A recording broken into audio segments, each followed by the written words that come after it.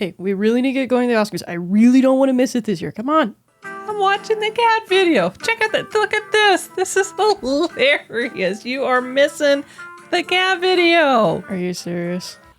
We have plenty of time watching this cat video. It's really funny. You're missing it. Cat video. Really? Yes, really. Check this out. He's funny. Listen to him. He's meowing.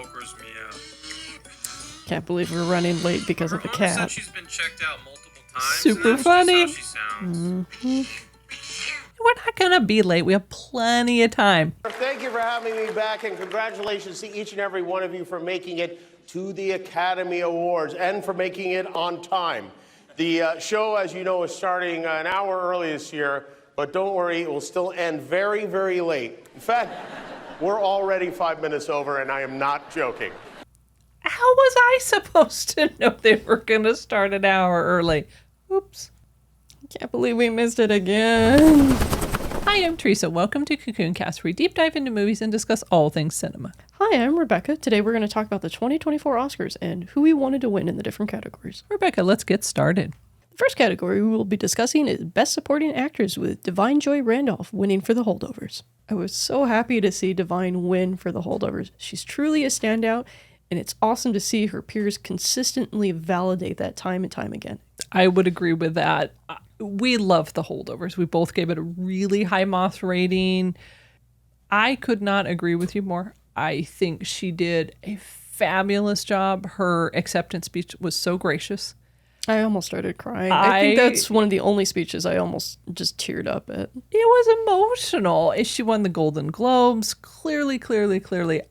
Have no issue. The only challenge, the only other person that I really was wanting to win, Danielle Brooks from The Color Purple. Oh, she was phenomenal too. I just was either one of those nominees being presented with the award.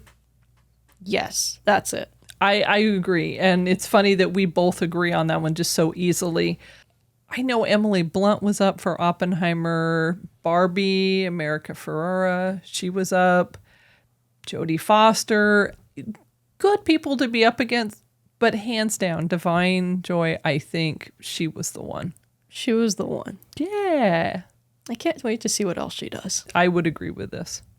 Our next category that we will be discussing is Best Animated Feature Film, with the winner being The Boy and the Heron. I know this one we unanimously agreed on.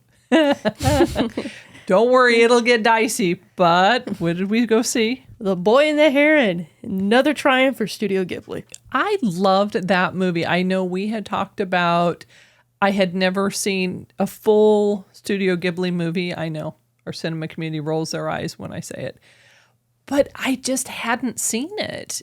But when I did see it, like you were talking about the emotional piece, it was emotional. And of course, I'm looking back going, why did it take me so long to actually sit through an entire Studio Ghibli movie? You've been watching them for years. Probably distracted with something else, like more cat videos. Yeah, well, you know, they come and they go. The only other one that I had I really didn't want to win, but I really liked was Spider-Man Across the Spider-Verse. We reviewed that on one of our pre-production shows, so it's kind of interesting to see it kind of span our entire lifespan of the show at this point. That is true. And Boy and Heron, we both reviewed, ranked that very highly. I was also really surprised to see Nimona among the nominees.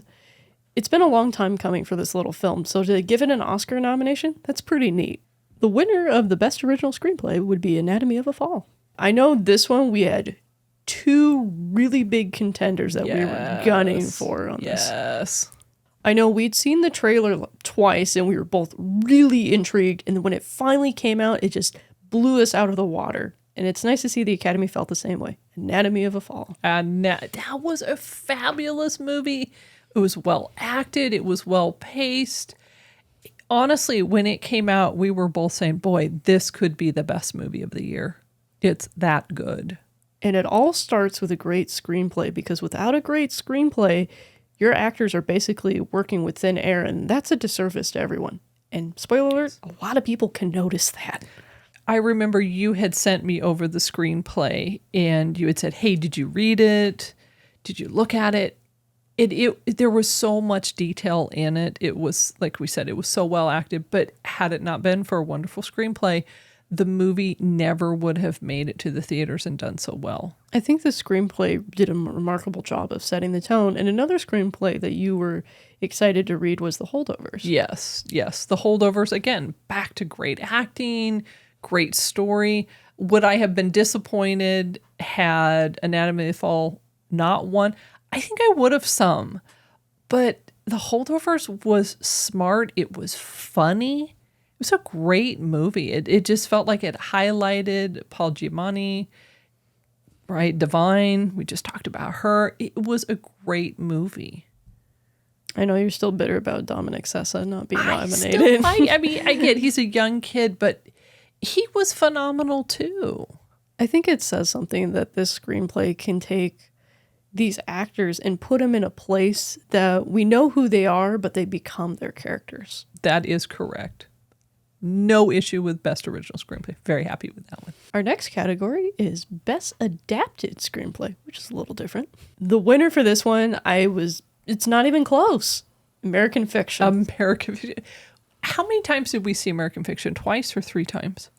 I believe we saw it twice. Okay. I remember it. The thing that's so funny about, right, we're talking about Best Adapted Screenplay. I still know so many of the lines. It's endlessly quotable. Oh, it is. It is. I remember even when we were seeing the trailer when they were talking about it, from not from the actual Oscars, but, from a safe distance away. We were laughing because you were saying that. You're like, oh my gosh, this is so quotable. It was such a smart movie. And I remember when it first came out, we had seen it, not too many people in the theater at this time. We saw it on opening day. And it was funny because everybody laughed at the right points. And I thought, oh, this is it. It's hard to do comedy, but it's also hard to mix drama in with that comedy.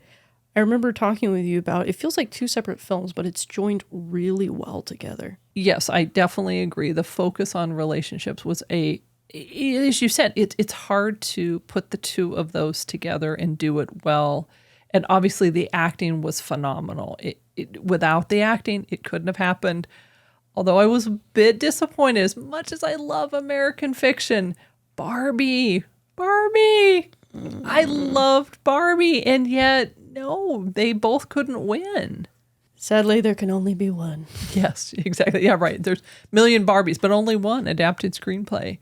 The others in the category I do think were good. Oppenheimer, Zone of Interest, Poor Things. I'm not a huge fan of Poor Things. However, there wasn't one on the list where I said, I don't know how they even showed up on the list. This was the category to beat.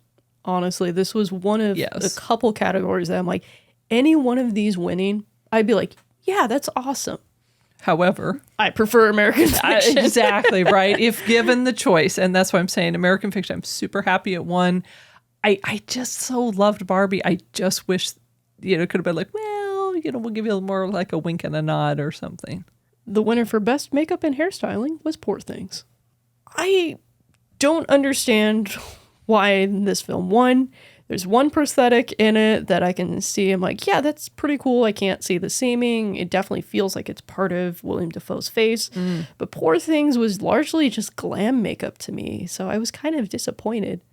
Ooh, and that's saying something because this is the area that you notice and pay attention to. This is one of the areas that it really just when it comes to a movie. I felt like Golda or even maybe Maestro could have pulled this off more. They truly transformed the actors that they were. I loved how when they were showing the nominees, they highlighted how they were transformed. And the hours that it took for the transformation. This wasn't just fluff, fluff, fluff, poof, poof, and you're done. You're off. You're out of the chair. Yeah, Poor Things did so many things better, and it just kind of felt like a fluff award. That being said, the makeup was nice to look at, and it really fit the tone of the story well. For me, it was interesting because I know that there was some controversy with Golda, huge amount of controversy with Bradley Cooper and Maestro, and to the point where Leonard Bernstein's kids were talking and they were saying, no, we're okay with this. But I remember the first time we had seen the trailer for Golda, I didn't even recognize Helen Mirren. I mean, to me, it was like, whoa. it is not that somebody has to look different necessarily, but it really caught my attention of how different she looked. And then obviously she took on the demeanor. But just visually, I thought, wow, there's something happening. As you said, I agree with you. Poor Things was pleasing. I would have chose Oppenheimer, honestly, in this category. Now, I feel like if Oppenheimer would have won, again, it would have been more glam makeup, but I'm curious to hear what your perspective is on this. I think for me, the Oppenheimer piece was very subtle, and as they were in communication, it wasn't a point where it was distracting to me. It felt natural and part of the characters. It felt very fluid and part of the characters. And obviously, we're talking about a different period piece and things. I think the makeup and the hairstyling and things were very accurate to the period. And as you said, they weren't distracting.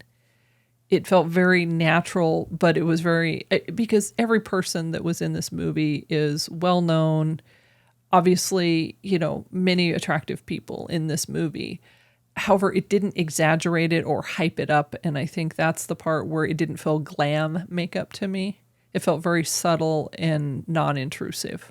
I can respect that. Period makeup is a little bit harder to do because you're trying to treat these people as characters, but also represent their real life selves. Yes, and more ordinary people versus, so many, as we were talking about, so many of the actors and actresses are well known and very attractive individuals, and it can be very distracting if they hype that up, I think, too much. You sort of lose the story. And knowing many of the characters in Oppenheimer outside the actual people, there was some very strong similarities I think they captured. Next up, the Oscar for Best Production Design went to Poor Things. Now, I did like the production design in the winning film. I thought this was one thing that they really excelled at. But there was one more that I was just kind of hoping they would win. But I'm not complaining. Poor Things was the winner, and I really think they solidified this surrealist environment. Oh, very much so, I think. You really get a sense of that in the trailers because it kind of pulls back. It starts to look kind of like a model or like a little puppet show.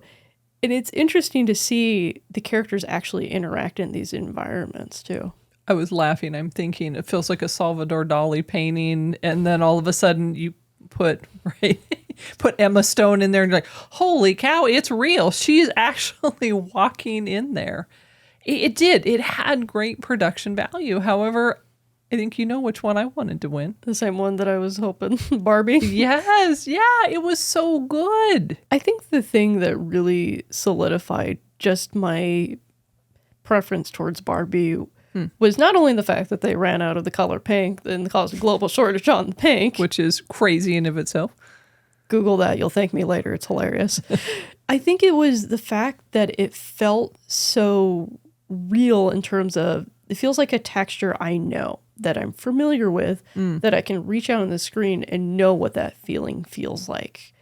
But at the same time, it felt very Hollywood. It felt very grand. I'm laughing. I'm thinking you could feel it. You mean Ken's coat? That's costume design. We talk about that later. Yeah, correct. But it did. I think the production, every detail was present. I like that you could touch it, you could feel it. It felt more, I don't know, I keep going back to the term 3D, but it did feel more 3D to me versus a painting and then somebody walking onto. It just felt like somebody reached in our imaginations and it's like, hey, you were a kid once. What does that look like when a kid imagines it? All the nominees were phenomenal. I think it would be really hard in this category, especially to pick just one. I agree, except for Napoleon. Napoleon felt like they already had the stuff and they're like, oh, okay, throw on some furniture. I did like the set design on Napoleon, though. It's very luscious. It was. The next winner was for Best Costume Design, and that was for Poor Things. I can't even argue with this one. This one was just phenomenal. I highlighted it in our review video. Yes. I felt like there was a complete story told through the costumes. Poor Things. You loved the costume design on Poor Things. It's not because I'm a sucker for new romantic-inspired pieces. It's because there actually is a story. You get to see how the characters change through their costumes. I recall I said such things in the review as well. I'll be slightly hypocritical because back to Barbie, love the Barbie, but you had made a really great comment to me about the costuming design with Barbie. Barbie's really focused on a lot of pre-existing pieces. Yes. But also a lot of archival pieces from different designers who've been inspired by Barbie over the years. Poor Things, these are original compositions that are created Correct. specifically for the film. So I give it definitely a bit more weight when it comes to that. I would agree with that. As Poor Things go, costuming design was, in my mind, I would agree with that, right? It's definitely one of the high points and the strong points. And as you said, it told the story. I think that was powerful. And I do agree with the original design. However, I was just so enthralled with the Barbie piece. And maybe it's because, right, the last time you saw that outfit, it was on a doll this high versus what would it look like on a real person? How does that communicate the story? I think it definitely takes some work with a costume supervisor to figure out, okay, for this moment, we want to set this tone with Barbie, so we have to go through the archives to figure this out. They even did this with Margot's press tour pretty effectively as well. Oh, right. She was wearing pink up until the Oscars, which I kind of laughed. I thought, oh, if they didn't nominate her, or her production company was nominated. But I was chuckling because I thought, uh-oh, she's not wearing pink anymore. Now she's back to black. I'm like, oh, uh-oh, she's not doing this one anymore. The Oscar for Best International Feature Film went to Zone of Interest. I can't argue with this one. You're like, I'm not even going to try. There's one film that I really thought was going to get it. But which one did you think was really going to get it? I thought Perfect Days was going to get it. You thought it was, more neck and neck or closer race? Yes, I'd be interested to see the numbers on this one. Purely because the publicity machine surrounding Perfect Days was so strong. Yes, and we liked Perfect Days quite a bit. We reviewed it on the show, so feel free to check out our page, click on the review. It's funny because you're saying it felt close. To me, Zone of Interest felt like the clear winner on this one. I can see that. I was just noticing how much they were like hyping up who was in it, and who's in it is pretty iconic. That is correct. That makes a huge difference, but very happy with this one. Now that there's more international films being recognized, I'd be curious to see our cinema community comment below. What's their favorite international film? And also, what's their favorite international film that's won an Oscar? Oh, bonus points for that. Okay, let's see, cinema community. All right, I know. I'm sorry, I gotta bring it up. Gotta rub some pink salt in that wound. Oh, here it goes. We're gonna be talking about Best Supporting Actor. Oh, we already know where I'm with that. You gotta say it for the record, though. Ryan Gosling. Oscar. Ryan Gosling. What were they thinking? I think they thought that Robert Downey Jr. was better than Ryan Gosling. That's painful to me because I love Robert Downey Jr. You and we've loved him for years and years and years. You've been a champion of him since before Chaplin. This is true. And I still was like, no. Like, don't give it to him. I know I really liked Ryan, but I would have been okay with Mark Ruffalo. But my favorite, the one that I really was hoping for, Sterling K. Brown for Another American Fiction win. He was so good in this. But no, Ryan Gosling. It's like you could put Steven Spielberg, and I know he's not acting, but you could say Steven Spielberg and be like, no, Ryan Gosling. We laugh about the commit to the bit. He was so committed to the bit. It was painful. I felt Ken's pain. And this was a goofy movie. I feel like the Academy just didn't feel the Kenergy as strongly as the general public on this one. I'm telling you, it's just, I was laughing the whole thought of he was robbed. I'm like, he was robbed. I don't think he is losing much sleep over it, though. He seems pretty secure and happy with himself and, moving on. I think he left like right after the I'm Just Ken performance. No, that's what I heard. He went home to his family and his kids and he's like, yeah, another day at the work office. It's like, yeah, because wearing pink suits and dancing around is typical for everyone in our cinema community, I'm sure. Next up, the Best Visual Effects Oscar went to Godzilla -1. Now, I know you were really happy with the winner, but each of us were secretly hoping that somebody else would kind of take it. But we're not complaining. The first Godzilla film to win an Oscar. Yay! We loved that movie. We reviewed it on Cocoon Cast as well. We both really rated that one pretty highly. Honestly, I'm surprised they didn't get nominated for more categories. That would be the truth, wouldn't it? Because it covered so many different aspects. At least they won for visual effects. I was hoping the creator would win. I felt like that was an awesome one. Alrighty. Well, my little secret backdoor thought was, and I know you're gonna laugh, but it's Mission Impossible: Dead Reckoning Part 1. Okay. I would have not expected. I really thought you were going to say Napoleon on this one. No, just kind of good without it. As you said, Godzilla was a worthy winner. I was laughing when the team went up there. They all had their little Godzilla, and you were telling me why. It's really sad to me that one of the producers of this film wasn't able to see the finished product. So they brought these little Godzilla statues. You actually see some of them holding a picture of the producer. And some of them were even wearing these little Godzilla shoes. They're kind of cute. I did not even notice the Godzilla shoes, and you pointed them out to me. I'm like, they actually make them. I'm thinking they like kind of skin Godzilla, and they're like, yep, now we have shoes. He's pretty big. You can definitely spare a few shoes. Yeah, he sheds, and they just kind of peel them off. I agree with you. I thought that was very sweet, very much as a team, even beyond the sweet aspect of it. They're deserving, without doubt. Pay attention to the highlight reel they show before they give the award. It's amazing how real the scene looks. Absolutely agree with that.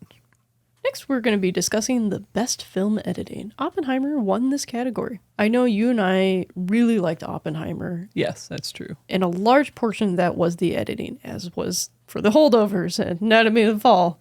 Seemed like a lot of our choices boiled down to those three movies this year. I agree with that. And I do think it's funny that editing is so...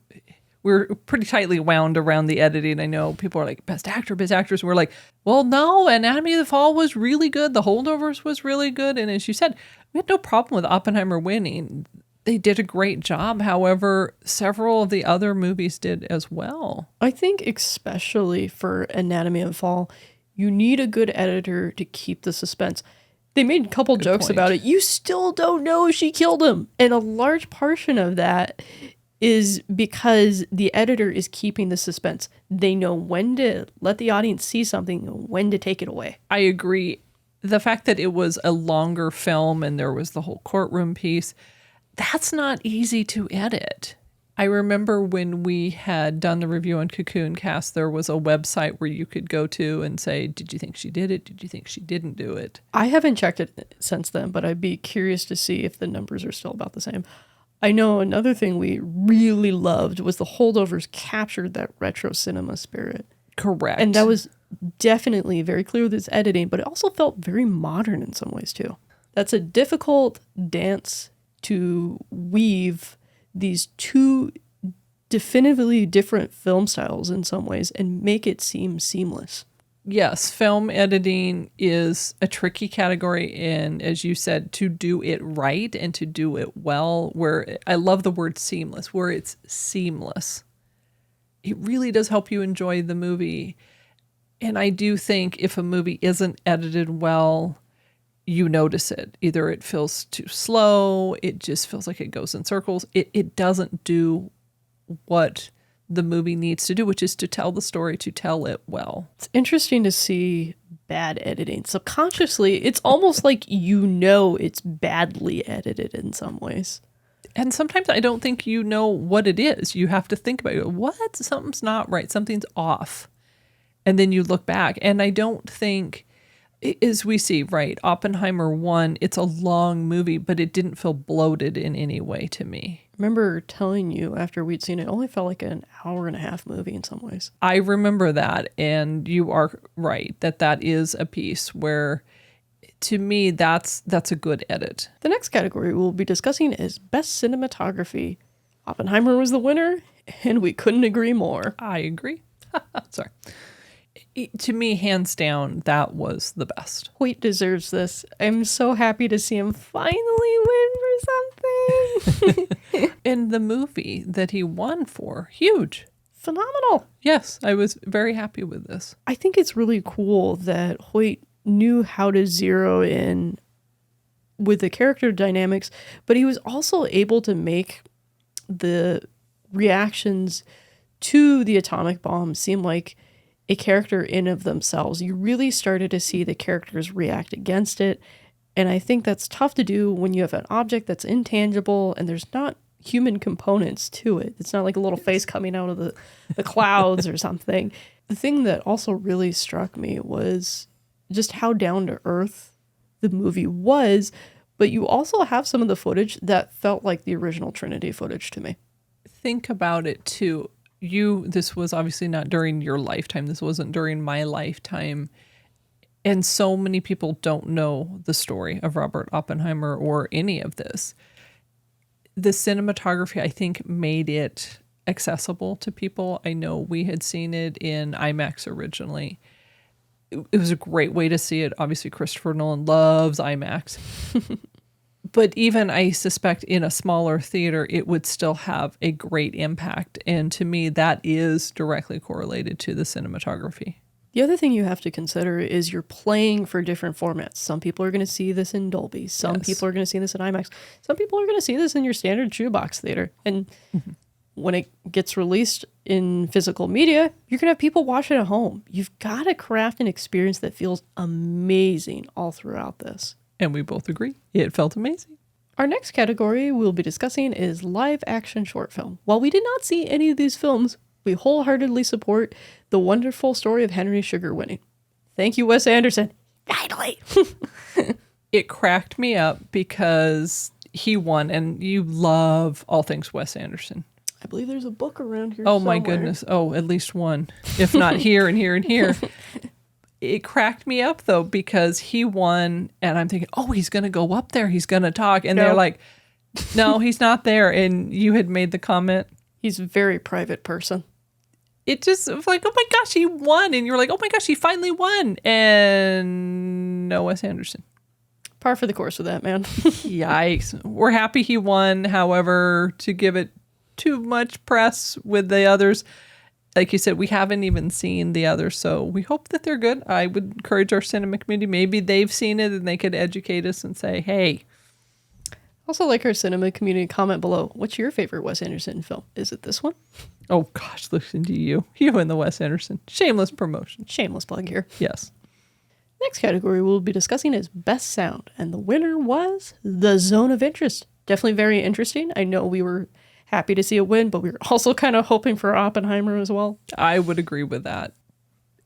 Zone of Interest did a really fabulous job, though. It was so intense. Yes. I spent some time after the movie reading articles discussing the sound design and how they wanted it to kind of interact with the viewer as its own distinct entity. And I thought that was interesting.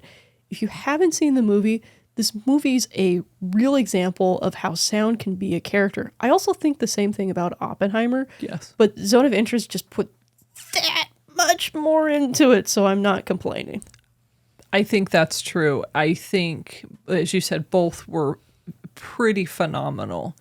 It is hard to do it and do it well. I know they had different screens, right? We talked about the red screen and the black screen. And after the movie, I had done a little bit more research and to understand, because the sound is still disturbing to me now, meaning I can still hear it.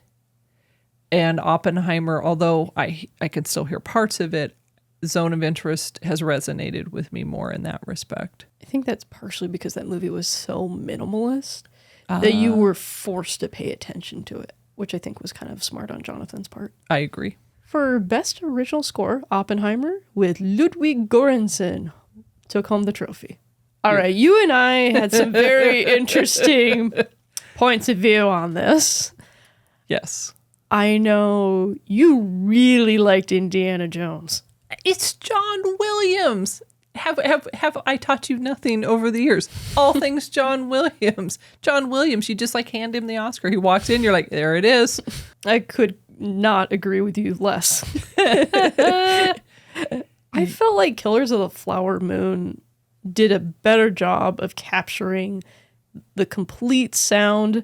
American Fiction, Laura literally wrote the music to complement the actions of the characters. I know you think Ludwig is terrifically young at 39, but I really, really think that he could be the next John Williams. That's quite a compliment. I'm laughing. That's the way to bridge. Well, John Williams didn't win. However, a younger version of him is coming along behind him. So, hey, don't be too sad. I just felt like John Williams relied too much on the familiarity that we know with Indiana Jones to win for this year. I don't disagree with that. However, I think that's what makes it's not a sequel, but the next installment. It has to have some familiarity in my mind. To me, all the nominees that I wanted to win were all films that can stand on their own, and you can listen to the soundtracks as their own individual pieces and still just fall into the world that they're creating. I agree with that. And when you were younger, that was the whole piece is some of the movies you could see when you were a little bit older, some of the movies you didn't see.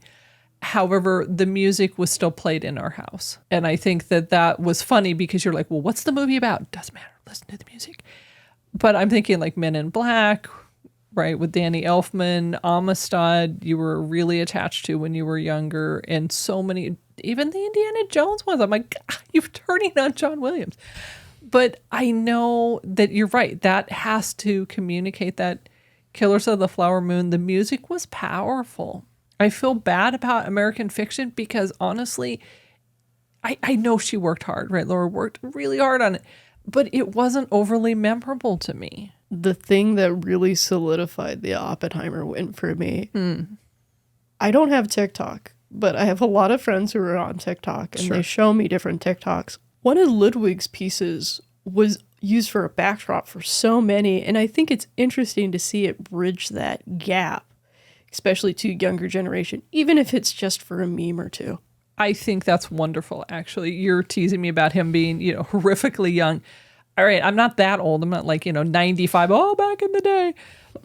I agree with that. And I like having younger composers out there, and rightly so. I find it interesting that Maestro was not nominated for Best Original Score, however. They might have run into the same issue as the piano, that it wasn't original compositions. These are compositions that were previously created, and therefore they couldn't say it's an original score for the film. That's fair enough. All right. Now, it's probably true. I suspect it just surprised me. I'm like, it's Leonard Bernstein. Hello. Yes. All right. That would have been funny if that was the only award they took home that night. Oof. Yeah. Our next category that we'll be discussing is Best Original Song. Now, I know What Was I Made For took home the award. Yes. But you really wanted I'm Just Ken. I really wanted I'm Just Ken. That is like the understate. I don't know. Somehow I'm just like in, Ken and Ryan Gosling's camp. And he's like, fine, I'm going home to my family. I sang my song. I'm good. That song is so memorable. I love the performance they did for that song. But my winner won, so...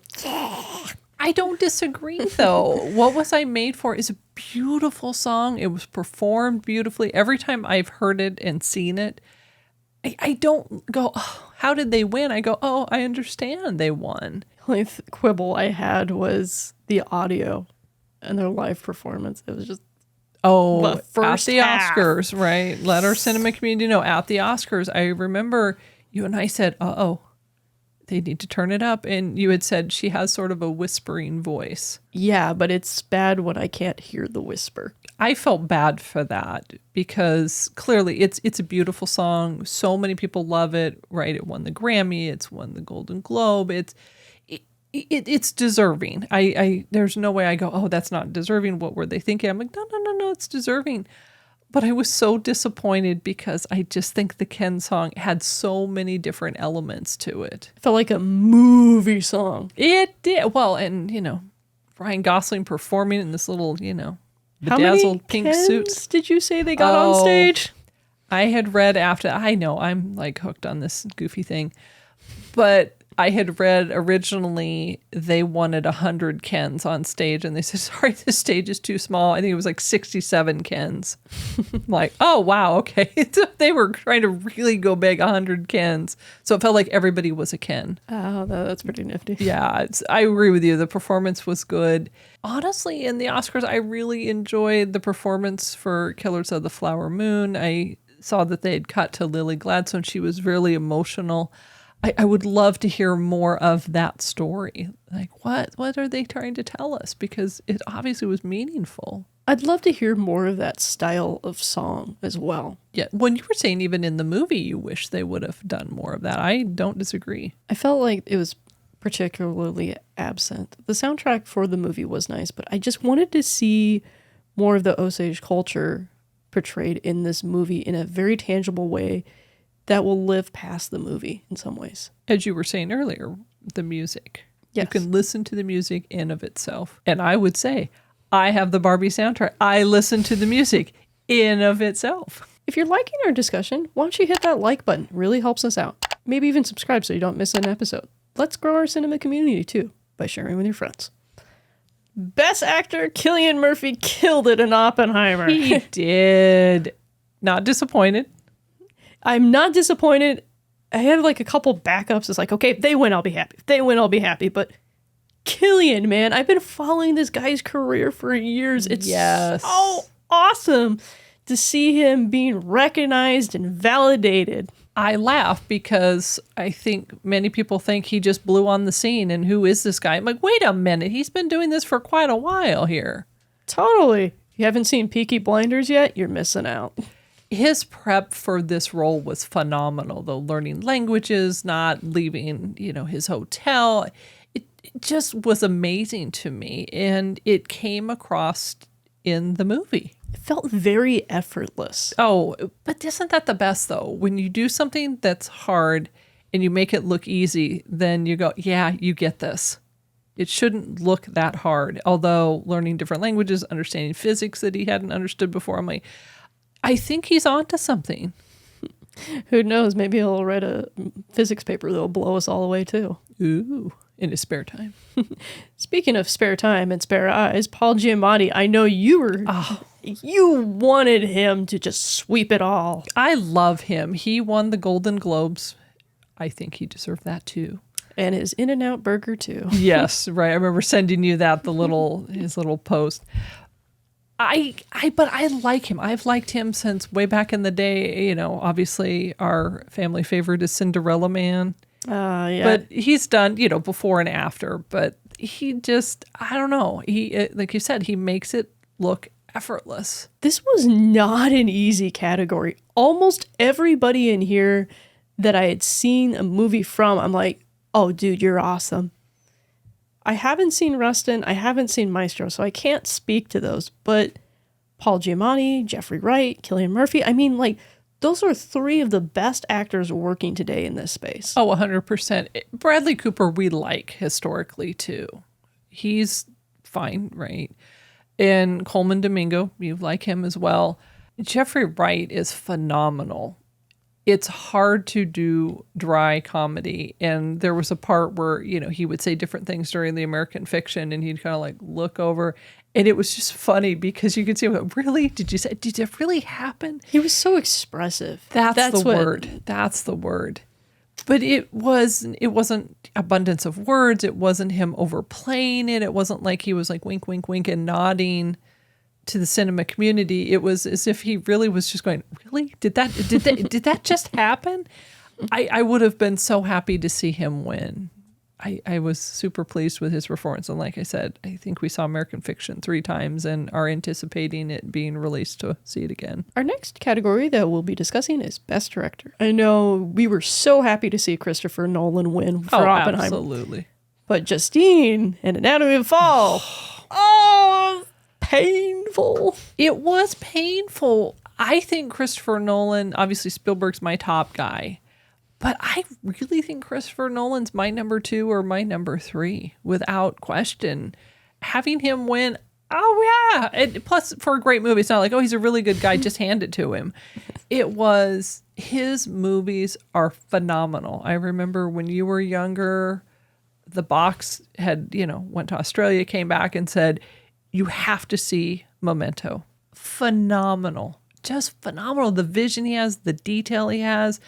And he's old school. He's not putting everything on computers and emailing people. I mean, he is old school. What was the article that we featured that he doesn't have a cell phone connected to the internet? Nothing. And he hand delivers his scripts. Well, it's a good way to tell who leaks it because then he's like, I handed you this script this day. And I'm wondering, right? If he's but he is wonderful. And Justine did a wonderful job with Anatomy of Fall. I'm thinking, how hard is this category to win in? They didn't hand it to him. Plus, you have legends like Jonathan Glazer, you have Yorgos, and you have Martin Scorsese. Martin Scorsese, he's in his 80s. It's like, oh my gosh. Still kicking it. Yeah, right? I was amazed, but I was happy to see Christopher Nolan win. Like I said, he's right up there. I think you were just really excited to see Steven Spielberg hand him his Oscar. Oh, man, it's like my dream. And it was so cute, right? The little bromance thing. They were hugging. They were talking. I had read an article somewhere in the mix where he had called Steven Spielberg and said, hey, will you watch my movie before it went anywhere? And it was like this private screening, and Spielberg comes over, and Spielberg goes, good job, good job. It cracked me up because Christopher Nolan, is kind of being a little fanboy going, okay, I think I can release it. I think it's going to be good now. And I'm like, two wonderful directors. The joke is, right, in whatever profession you're in, everybody knows everybody in that space. Yeah. And I laugh because in this case, apparently in this space, they all know each other and they call or text each other. Wouldn't that be a fun little circle to be hanging out with? I know the Oppenheimer cast had a group chat. It was called the Oppen Homies. It's not just you. And now the category we will be discussing is Best Actress. I did not want Emma Stone to win. And yet Emma Stone won. Yep. Oh, and you like Emma Stone. Not for this role. I just... I feel like Lily and Sandra were robbed. I know, robbed is our theme. Lily Gladstone won the Golden Globe. She also won for the Screen Guild Actors Award. That usually is a slam dunk that you're going to win it. I was surprised, honestly, she didn't win. However, Sandra Hüller, I would have... That's who I would have chose. That would have been my first choice. I wholeheartedly agree. Been Sandra first and then Lily. But it's that close, though. And yet Emma won. But I crack up because you like Emma. I mean, I'm not like a huge Emma. I'm not an Emma hater. Right? You're not a Stonite? I'm not like, I don't like her. But I'm not like, oh, wow. And I have to work through. I didn't love her movie, although I know a lot of people loved her movie. But I didn't love the performance, although there were parts of it that were good. She's a good actress. I can respect Emma's choices in the role. I just feel like you had better. And we can't speak to Carey Mulligan because we did not see Maestro. We also can't speak to Annette Bening because we haven't seen Naiad. But both of those ladies are wonderful actresses as well. I think that's it. They're both really great actresses. So to say they were nominated, I don't go, oh, I'm sorry, what, who? I'm like, okay, yeah, I'm with you on this one. However, because it was such a tight race from our perspective, I don't know, when they're casting their ballots, I could have been like, we just all won Emma. But I was really hoping Sandra would win. She was in Zone of Interest this year. She was in Anatomy of Fall. She is quite a phenomenal actress. Be very interesting to see what everybody in this category does next. Because they constantly keep you on your toes. That's a great statement. I am curious as well. Our final category that we'll be discussing is Best Picture. Oppenheimer won. I know we were super hyped about that. Yes. It's kind of a reoccurring theme this year. But Anatomy of a Fall, people! If given the choice, that's what I would have chose. Although, like you said, Oppenheimer was a really great movie. I just really felt attached to Anatomy of a Fall. I loved Barbie as a film, but I think Anatomy of a Fall was better. I think my third choice would have been Holdovers. Okay, I would. Okay, fine. I'm with you on. Hell, but American Fiction was up too. That's true. Crap. See, like. But it's funny too because it wasn't. Oh, we have three choices, or well, it was choice after choice after choice. Too many choices, which sounds crazy. I feel bad for them. They're literally having to decide. Your work is ingenious. It's quality work. And there are simply too many notes. That's all. Just cut a few and it'll be perfect. Which few did you have in mind, Majesty? We also have Zone of Interest. Too many Zone films. of Interest. Too many films. There's so many films, and I'm great to see the category expanded instead of you're like, well, there's two clear winners, and this guy's going to take it home. I love the diversity, but sometimes it just makes it painful because you're like,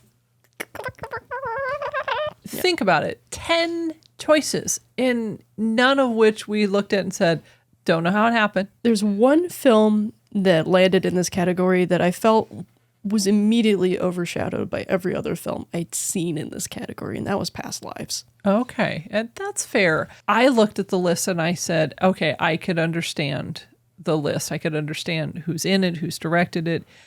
As we said, some things are clear winners in our mind. However, it's tricky when you say, well, this is who won, and you go, wow, I'm really happy with that. Oh, but I'd be really happy with this. Well, I'd be really happy. There's like on the one hand, we turn in these little octopuses, like other hand, other hand, other hand, other hand. I would love to hear from our cinema community, though. Who do you think should have won Best Picture? And there are no wrong answers. Clearly, well, for us, we're like, yeah, they're all right answers. What I think is helpful is to hear what resonated with our cinema community, what resonates with people, and why.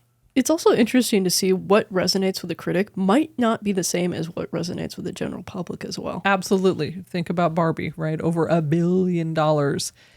And yet...